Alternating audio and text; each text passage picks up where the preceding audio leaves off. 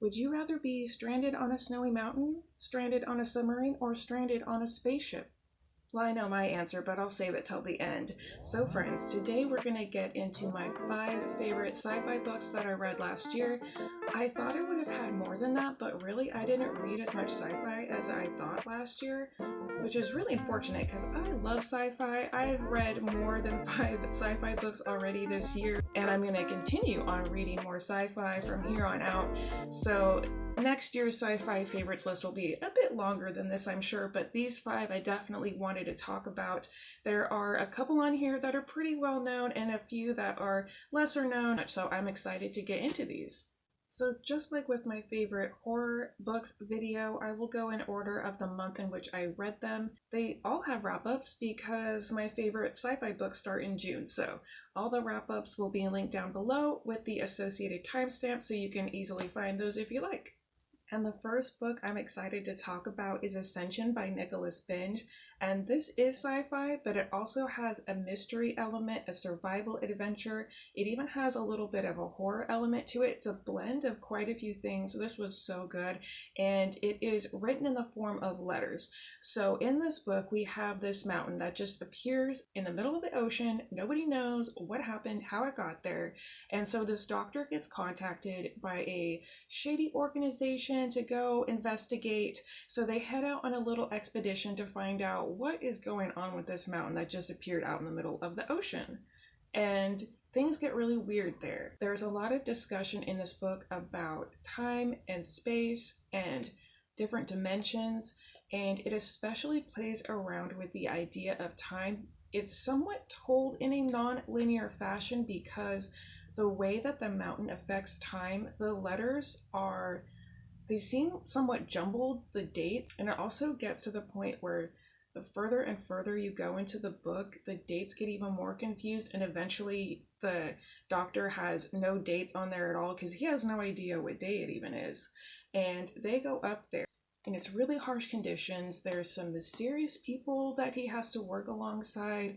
They start not being able to trust each other. There's a lot of paranoia going on, and they just seem driven to get to the top of the mountain no matter what. It's like they are just compelled by some other force that they can't quite explain. And there are some creatures that are after them. There's a little bit of a portal fantasy going on here, so that was really interesting to me. And I also really liked the references to the myth of Sisyphus. And if you're not familiar with Sisyphus, he had cheated death a couple times, and so the ruler of the underworld got really pissed off about this, and he decided to basically condemn him to rolling a boulder up a hill, and as soon as he got near the top, the boulder would roll back down, and Sisyphus would have to push it back up the mountain again, the hill, and it would roll back down. It just goes on for eternity. And it has references to that. Oh, hi, Penny. Because they are determined to get to the top no matter what, and they maybe don't even know themselves why they are so determined to get to the top. And it's like, you can only go so far, you're going to get to a point where you can't go up anymore. And so it has some deeper discussions about just life in general and why people do things and the meaning of what they do. So this one is not talked about a lot. I think it was nominated for the Goodreads sci-fi category. I don't know how that turned out. I didn't hear anything about it, but I really feel like more people should read this. If you like sci-fi, mystery, survival adventure, creepy creatures, and weird things going on that you can't quite understand, and it unfolds in a form of letters, highly recommend Ascension.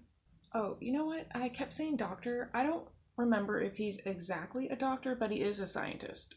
So this next one I also read in June, and this is a classic, and I'm so glad I read it. I just found it randomly at Half Price Books, and it's such a cool copy, and it's 20,000 Leagues Under the Sea by Jules Verne. It has this really cool cover.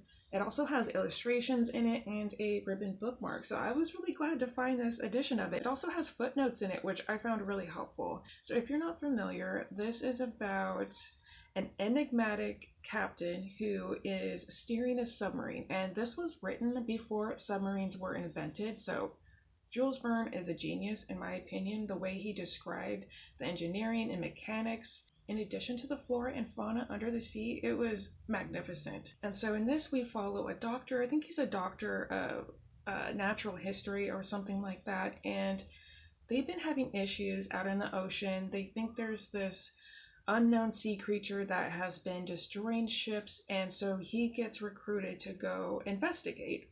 And so he takes himself and his servant, this Flemish boy who is more like an assistant to him. They have a really cool relationship, actually.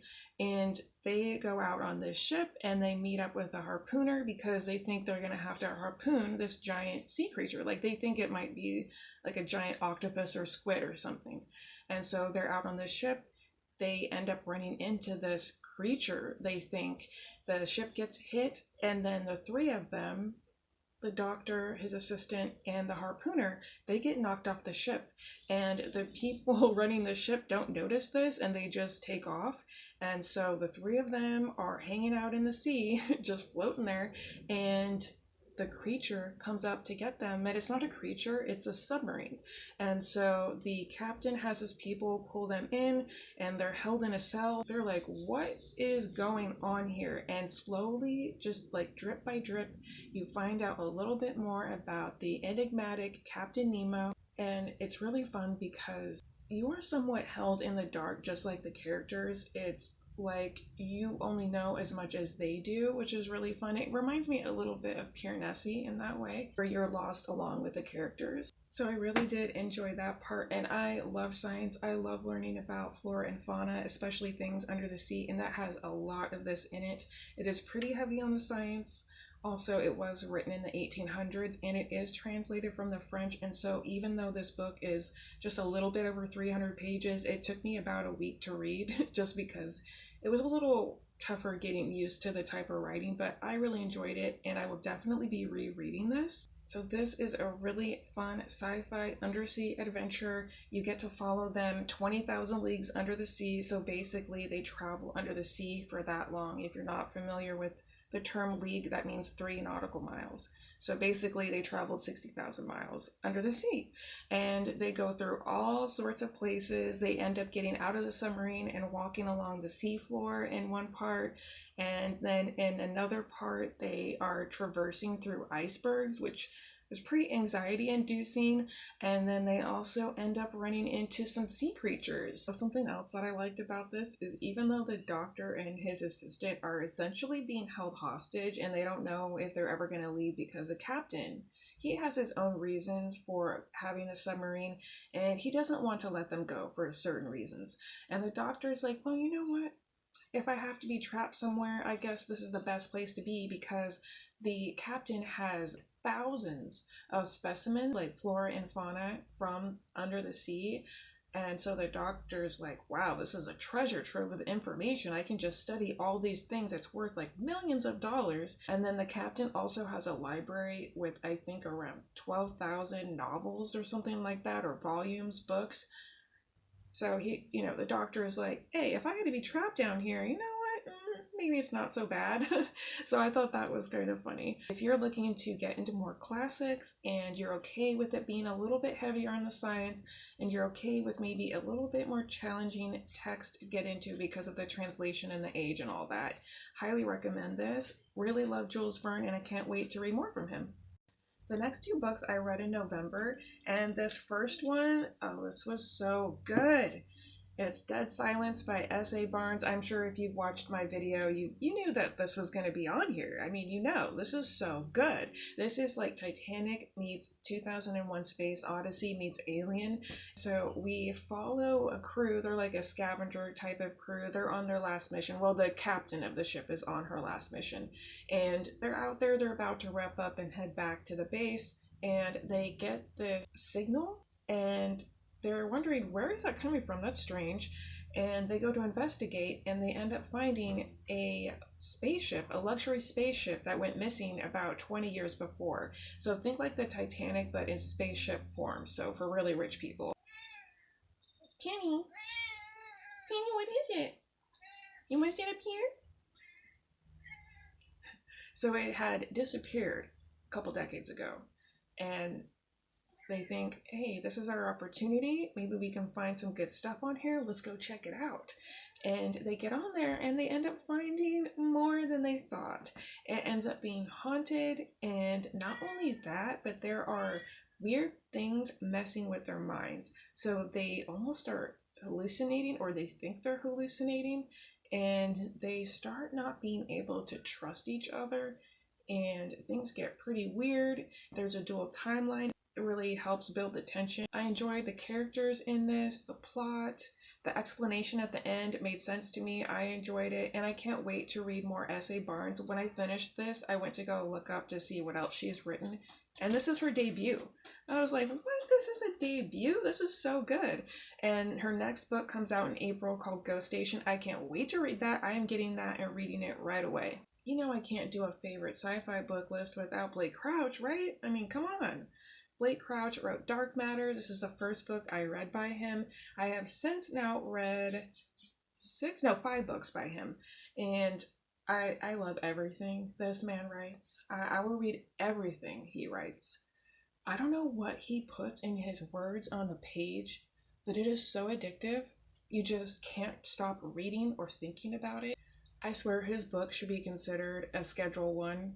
Seriously, like, I am in possession of a controlled substance right here. And maybe I shouldn't be admitting that on the internet, but you know, I'm okay admitting that I have a problem. Okay, I just love his work so much. It is so propulsive, page-turnery. It's a sci-fi thriller, and if you are also a science lover, you will love the references to physics and time and space. Even if you're not huge into sci-fi, I think you would really enjoy this because it has enough of a thriller aspect to it. In this, we follow a man who has made certain choices in life. He decided to go with starting a family instead of following a particular career path, and he's always had questions on whether he made the right decision or not. Well, he ends up getting attacked one night. He wakes up and he is in a totally different place with people he doesn't recognize. They think he is someone else and that he knows more than he does. Well, he slowly discovers who they think he is, what he has done, where he is, and how to get back to his original life. So not only is this a good sci-fi thriller, but to me it has substance as well, because it really goes over your life, the choices you make, and what are regrets, and can you ever truly be happy? Oftentimes people struggle with the whole grass is greener on the other side, but you can only ever make one choice at a time. You know, you come to a fork in the road. You can only go one way. You can't take both and then compare the two and see which one you would like better. Also because who you are is the choices you've made up until that point. And so you only have one timeline that you can experience. So this was really good. I tabbed a lot in this book. Of course, I'm going to say it's really good. I mean, all these are really good. If you're not really a sci-fi reader, but you're looking to get into it, I would recommend this book, or really any book by Blake Crouch. I read Upgrade by him this month, so that will be in my upcoming March wrap-up. And I've also read the Wayward Pines trilogy. That was in my January wrap-up. And then I'm going to be reading Recursion probably next month in April. And then I just found out that he had another book, some backlist called Snowbound. So I'm going to check that out. I need to read everything he's written. And the last sci-fi book I have to share with you, I read in December, and that's a novella. It's called The Scourge Between Stars by Ness. This is short, it's like 159 pages, and similar to Dead Silence, this has a little bit of an alien kind of vibe going on with it. And so in this, we follow a captain who has a ship. They went to go try to colonize an Earth-like planet. It didn't go too well, so they have to go back to Earth. It's a treacherous path back through the universe to Earth, and tensions are high aboard because they're getting low on food. I think they're having to ration things, and there's some kind of drama going on with the original captain. There's like an acting captain and an original captain. There's some kind of drama going on there, and then they start hearing weird things behind the walls, and then they also pick up signals like radio messages from other ships who make it sound like there are intruders aboard and they're being attacked. And that's what ends up happening on this ship. They have unknown intruders, basically aliens that have come to take over, and it gets pretty gruesome. It has a lot of tension. This was really good. This one, I don't think many people talk about. I've only heard about it like here or there, but it's really short. I'd highly recommend it, especially if you're not a huge sci-fi reader. This is, you know, a small investment to read a book like this. If you're a horror lover and you want to dabble in a little sci-fi, recommend it. So these are my 5 favorite sci-fi books I read last year. And getting back to my question from earlier, I think, as terrifying as it sounds, I think it would be cool to be on a submarine, just because I want to see all the underwater flora and fauna, you know? So let me know, would you rather be stranded on a mountain, on a submarine, or in a spaceship? And if you've made it this far, go ahead and leave an emoji. Anything with a mountain, sea related, space related, star, something like that. Thanks so much for watching. I will see you in the next one.